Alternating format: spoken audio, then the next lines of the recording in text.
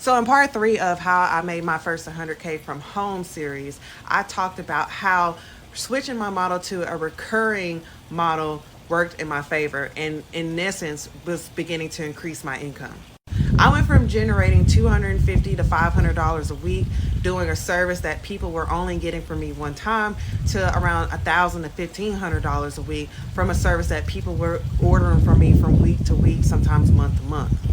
That recurring business model was the difference between me, only being able to get by and pay that $140 a week that I was looking for daycare and having extra money as much as a full-time income. But if you remember, I started this business when I was in pharmacy school and I was in the summer on summer. So the fact that I had to continue to go to school starting in the fall brought about major issues.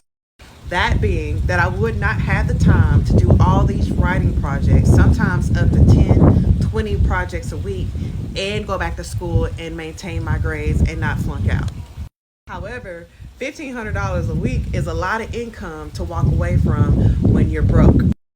At that point in time, I was on Medicaid, I had food stamps, like I needed all the help that I could get.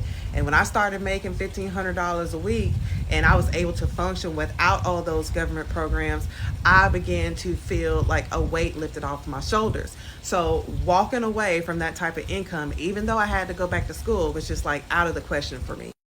So the problem was, how do I continue to bring in this income when my time is about to decrease? And not only that, but I'm writing 10, 20 projects a week.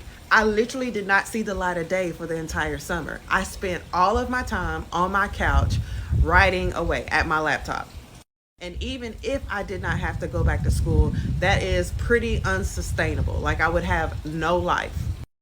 At this point, I had ran into a huge problem that most business owners also run into, but for some reason they just don't want to address it. But this one thing can literally take your business from making low, 50,000 a year, a couple of thousand a month or whatever, to 10, 15, 20, sometimes now up to $100,000 a month in writing projects. And it is outsourcing. So what business owners go into their business thinking is that I have to do everything. And if I'm not doing everything, then my business won't succeed. So what I did is, instead of taking the jobs and writing them myself, is I started hiring writers to send the jobs to. Now, instead of being only able to write 10, 20 jobs a week, I had 5 or 6 writers who could each write 20 papers or 20 jobs a week. Let me know in the comments if you want me to elaborate further on this and do the math.